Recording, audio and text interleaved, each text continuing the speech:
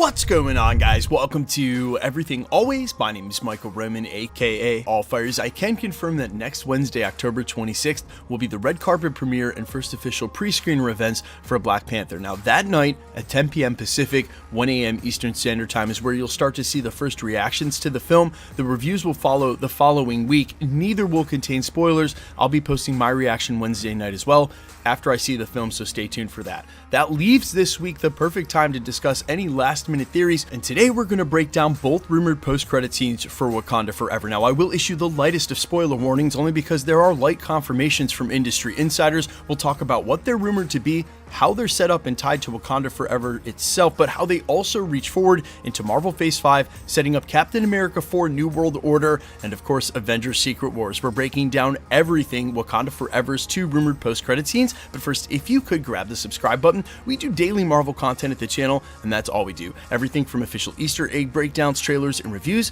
to the occasional industry insider report and everything in between. So if that sort of thing's for you, hit the subscribe button, leave a comment down below. That will automatically enter you to win our ongoing PS5 giveaway. We are headlong into the next sub goal. So again, if you want to be entered to win, just hit the sub button, leave a comment down below, stick around to the end of the video. We'll get into all the giveaway stuff again there. Okay, so moments ago in the prologue, I mentioned the lightest of spoiler warnings. This is that. While there's nothing confirmed in this video, and yes, we are going to talk about the Doctor Doom concept art, there are a lot of industry insider reports and rumors certainly making it look like there's some validity to these two. So if you're susceptible to that kind of thing, if it's going to ruin your Black Panther Wakanda Forever experience, I ain't mad at you. We're only a week or two away from the film coming out. Wait until then, come back and see us. We'll still be here. In the meantime, we've got to talk about the first and obvious post-credit scene for Doctor Doom in Wakanda Forever, a post-credit scene that's been openly argued about by some industry insiders on whether or not it was even shot with or without a stand-in. More on that in a second. It's pretty obvious that main narrative plot points from Wakanda Forever, including the clash between what was Atlantis and Namor, now Talokan,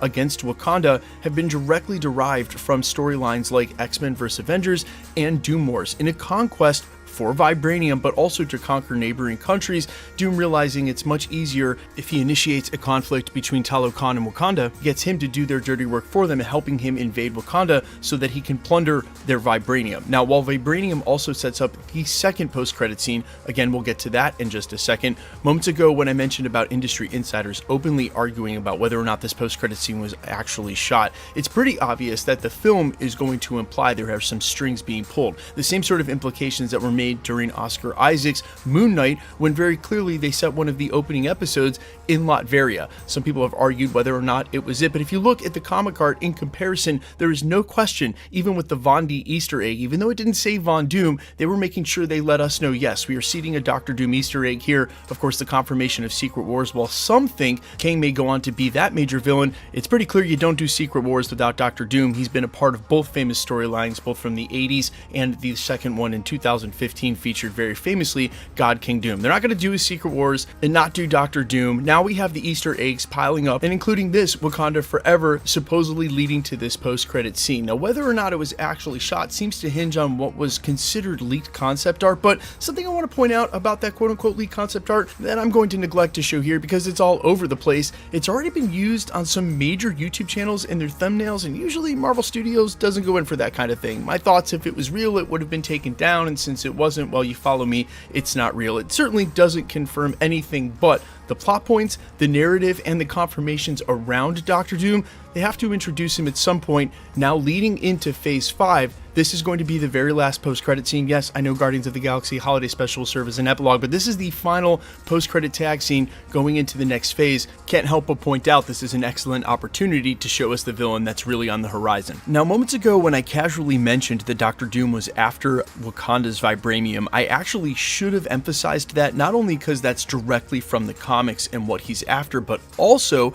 because in the exclusive clip revealed during D23 that has not yet been shown to the public, the dialogue showed us that's also at the basis of a very important part of this film. When we see Queen Ramonda in the extended clip of presumably what's the UN, the dialogue that opens up, "Mr. Chairperson, I am deeply disappointed with Wakanda's failure to share resources and full cooperation with vibranium." To which Queen Ramonda proudly responds, "It has always been our policy to never trade vibranium under any circumstance. Not because of the dangerous potential of vibranium, but because of the dangerous potential of you." Now this is very clearly in the first act of the film and establishing a ton in such a short amount of dialogue that the rest of the world is on notice. There's a lot of a very valuable resource in Wakanda, and there's obviously some tension in the US, but also the worldwide government because of exactly what Queen Ramonda enumerates. They do not trade it. They are the only country that possesses it. They take it very seriously because of how dangerous it is in the wrong hands,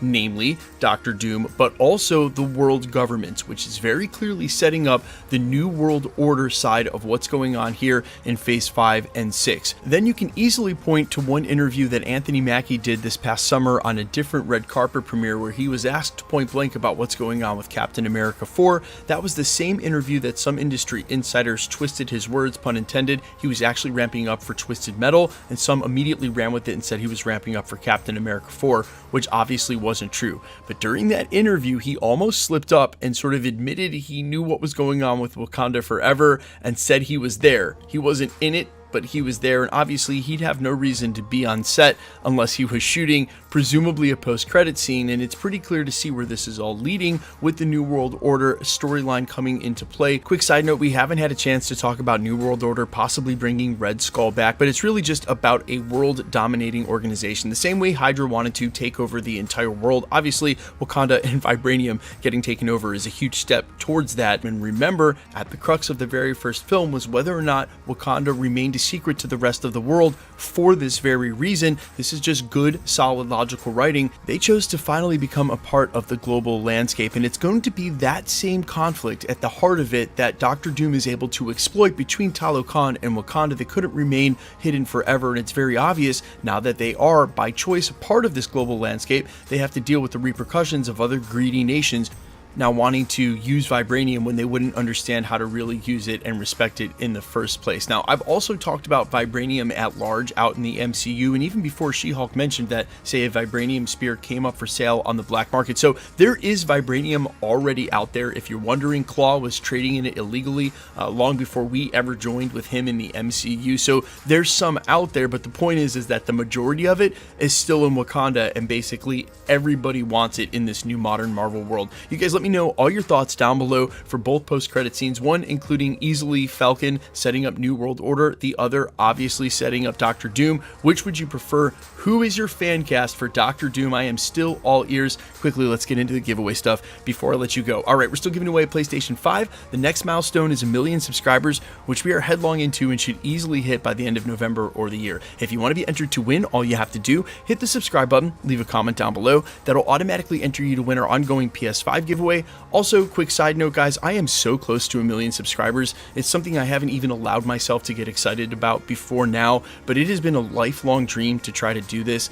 This was not my first YouTube channel. I have been at this for quite a long time, and I cannot believe I am this close. So if you've been rocking with me for a while, if you're one of those people who've been watching, videos, you've watched 10, 20, even more videos, and you haven't subbed yet, just a kind reminder, if everybody who watched this video who isn't subbed, I would actually hit 1 million subscribers. I know that's crazy, it's not gonna happen, but if you could be the one who helps push me closer, I would sincerely appreciate it, literally from the bottom of my heart, and I can't thank you enough. To those who have been subbed and rocking with me forever, as always, I love you guys, can't wait to see you in the next watch party. We'll have the reaction for Black Panther up as soon as I can on Wednesday night, and quickly, you can follow me a couple of places, Instagram and Twitter at IamFires. You can also follow me on all music platforms under the name AllFires. Well, I sincerely appreciate you checking out my music. Thanks for checking this channel out. Stick around. We'll be posting again real soon.